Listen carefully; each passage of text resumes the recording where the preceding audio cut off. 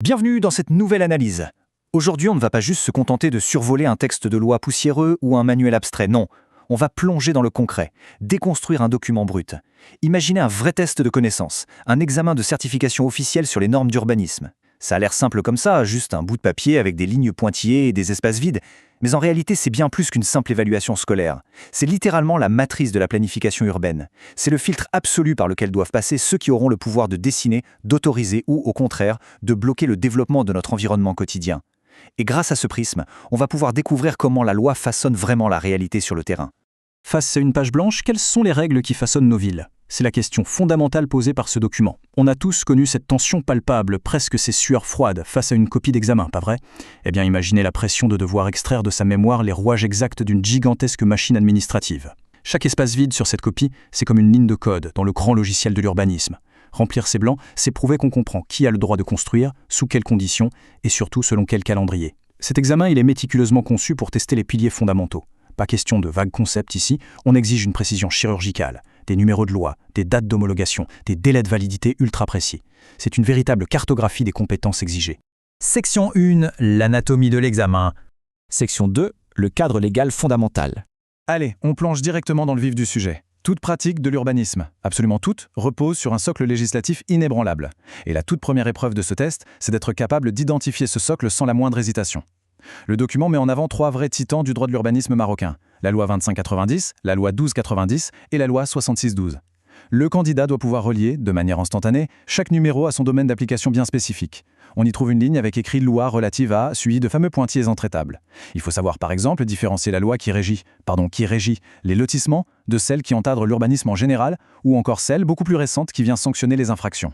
C'est vraiment la fondation de tout le reste. Ensuite, l'examen se transforme en un véritable puzzle à forts enjeux, sous la forme d'un QCM sur les dates d'homologation. Il faut vraiment essayer de visualiser cette frise chronologique. On y observe un clivage historique très clair. D'un côté, on a la jeunesse des règles modernes au tout début des années 90, avec des années comme 90, 91, 92. Et de l'autre, on trouve les réformes contemporaines, celles qui tentent de s'adapter aux nouvelles réalités urbaines, avec des options allant de 2006 à 2016 et même 2024 pour la fameuse loi 6612. Se tromper d'année ici, c'est littéralement démontrer une incompréhension totale de l'évolution de la ville. Section 3, les documents de planification. Bon, laissons un peu les numéros de loi de côté pour nous pencher sur les outils tangibles. C'est exactement là que la théorie vient percuter le béton et l'asphalte. L'urbanisme moderne, ça ne s'improvise pas du tout. C'est orchestré par une série de documents de planification d'une précision redoutable. Maintenant, ce qui est vraiment fascinant à observer ici, c'est cette immense colonne de droite, complètement vide, juste sous l'entête « durée de validité ».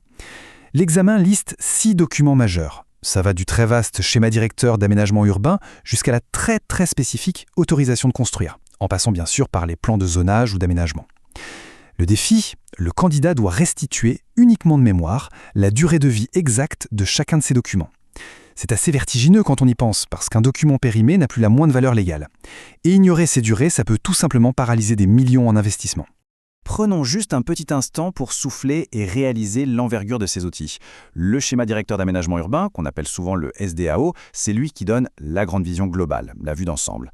Ensuite, le plan d'aménagement et le plan de zonage entrent en scène pour découper, pour traduire cette grande vision en règles ultra pratiques, rue par rue, parcelle par parcelle. Ce sont littéralement les plans directeurs. On pourrait voir ça comme les partitions de musique que les constructeurs devront suivre à la lettre pour faire émerger la ville de demain. Section 4, délais et autorisation tacite. Alors, il faut savoir que la planification a toujours ses limites quand elle se heurte à la réalité bureaucratique. Dans le monde de l'urbanisme, l'horloge tourne sans arrêt. Et le silence de l'administration, attention, ce n'est surtout pas un vide juridique, c'est un acte en soi, un acte qui porte un poids légal énorme. L'examen met d'ailleurs en lumière une mécanique assez fascinante, l'autorisation tacite. En gros, si l'administration ne répond pas, un projet peut parfois démarrer de plein droit, mais la subtilité, c'est que les règles changent totalement selon l'impact du projet.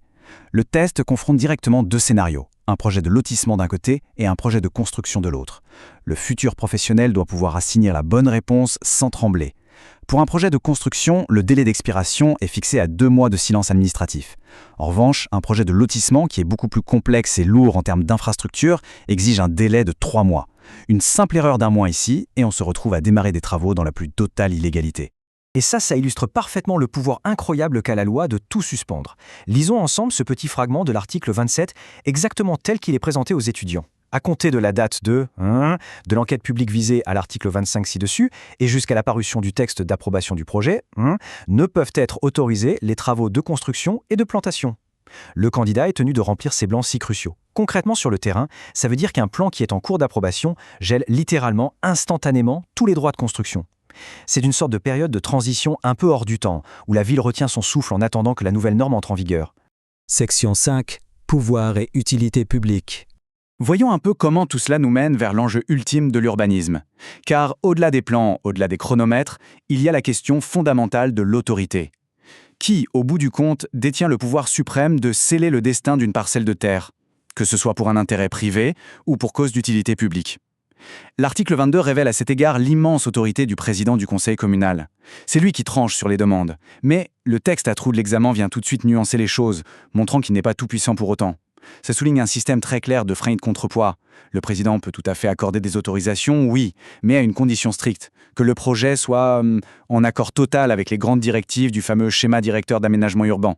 Le pouvoir local est donc toujours tenu de s'aligner sur la vision globale.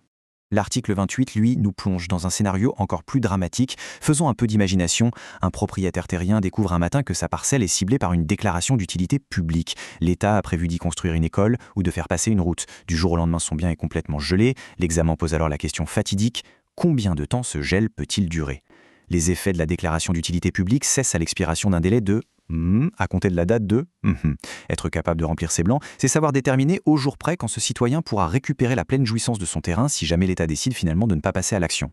Donc, le point absolument crucial dans tout ça, c'est l'élément déclencheur de tous ces délais. L'article 21, tout comme l'article 28 qu'on vient juste d'aborder, comporte un espace vide bien précis qui attend les mots « bulletin officiel ». Il ne suffit absolument pas qu'une décision soit prise en secret, dans un bureau fermé. Non, elle doit impérativement être publiée. La parution au bulletin officiel, c'est la véritable étincelle qui met le feu aux poudres légales. C'est l'acte fondateur qui déclenche le chronomètre pour les citoyens, pour les promoteurs immobiliers et bien sûr pour l'État lui-même. Ce simple examen de certification, l'air de rien, met vraiment en lumière une danse juridique extrêmement complexe et perpétuelle.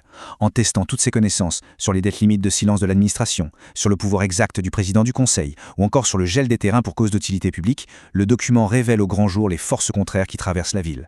Alors, à la lumière de ces délais très stricts, de ces autorisations tacites et de cette bureaucratie implacable, une dernière question s'impose. Qui contrôle véritablement l'espace urbain ? Est-ce la force réglementaire et lente du planificateur de l'État, ou bien l'agilité et la notion du temps imposée par le bâtisseur privé? C'est une réflexion assez fascinante à emporter avec soi la prochaine fois qu'on lèvera la tête pour observer une grue s'élever dans le ciel de notre ville. Merci beaucoup d'avoir suivi cette explication.